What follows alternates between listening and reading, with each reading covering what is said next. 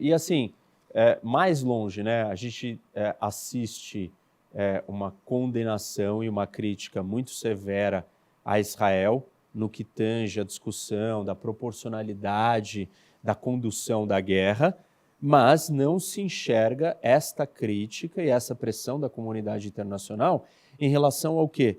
Em relação às atitudes do Hamas, em relação, enfim, ao comportamento do Hamas. A comunidade internacional sequer classifica o Hamas como uma organização terrorista. Então, como que você pode dizer que o ônus e a responsabilidade está só em Israel quando você age de forma tão unilateral? É muito unilateral. A comunidade internacional quer exigir de Israel alguma coisa?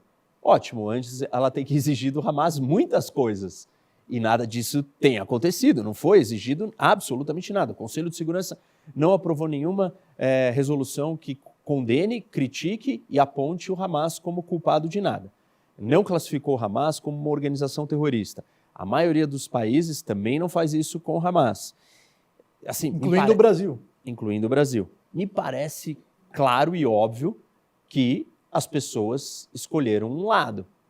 E aí é muito assustador, porque escolher o lado de uma organização terrorista não é, assim, não é qualquer organização terrorista. Porque existem movimentos terroristas, atos terroristas que foram cometidos no mundo ao longo da história, mas terroristas fundamentalistas, religiosos, fanáticos, suicidas, são poucos. E esses sim, esses são um perigo para a humanidade, para a ordem mundial, para a liberdade, para a vida, porque ele é um movimento anti-vida.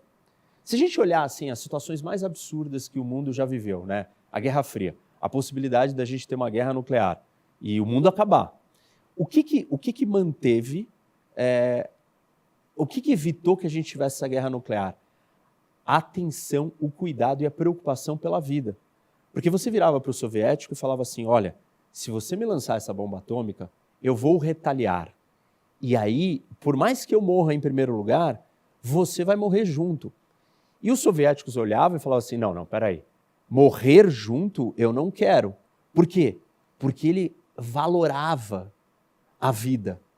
Então, numa das situações de maior tensão da história da humanidade, a gente não se matou porque a gente tinha uma linha onde não podia cruzar, que era a linha da vida. Agora, organizações fundamentalistas terroristas, suicidas, elas não respeitam a vida.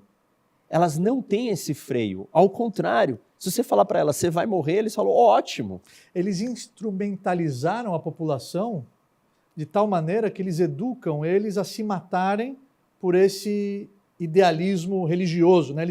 Eles misturaram religião com essa... É uma ideologia. É uma ideologia que fanática. É plantada nos jovens desde cedo. Desde cedo. É uma ideologia fanática que ela vive dessa lógica da morte, ela vive de uma interpretação religiosa extremamente radical, 2, e ela vive da violência. Por isso que chama terrorismo, de aterrorizar. Você precisa aterrorizar, você precisa causar pânico para que você provoque no seu adversário reações condizentes com o pânico.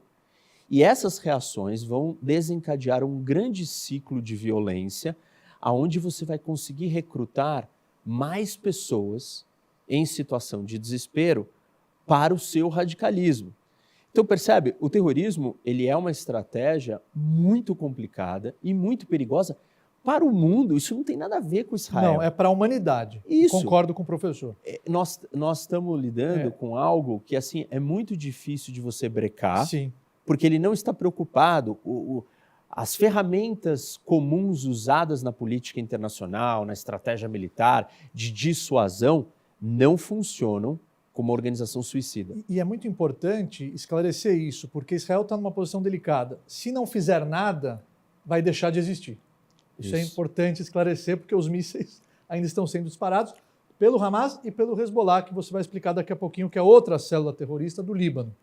Mas, por outro lado, Israel não pode deixar com que essa guerra seja vencida pelo outro lado. Por quê?